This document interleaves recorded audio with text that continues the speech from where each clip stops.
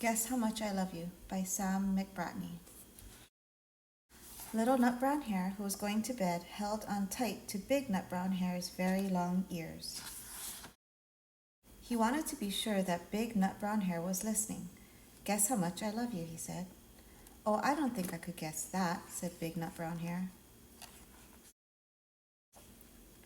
This much, said Little Nut Brown Hare, stretching out his arms as wide as they could go.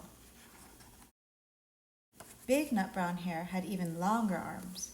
But I love you this much, he said. That is a lot, thought Little Nut Brown Hare.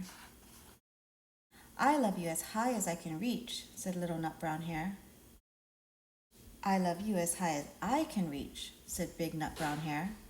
That is very high, thought Little Nut Brown Hare. I wish I had arms like that. Then Little Nut Brown Hare had a good idea. He tumbled upside down and reached up the tree trunk with his feet. I love you all the way up to my toes, he said. And I love you all the way up to your toes, said Big Nut Brown Hare, swinging him up over his head. I love you as high as I can hop, laughed Little Nut Brown Hare, bouncing up and down. But I love you as high as I can hop, smiled Big Nut Brown Hare, and he hopped so high his ears touched the branches above. That's good hopping, thought Little Nut Brown Hare. I wish I could hop like that. I love you all the way down the lane as far as the river, cried Little Nut Brown Hare.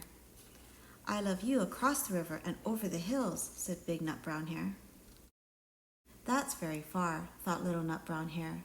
He was almost too sleepy to think any more. Then he looked beyond the thorn bushes out into the big dark night. Nothing could be farther than the sky.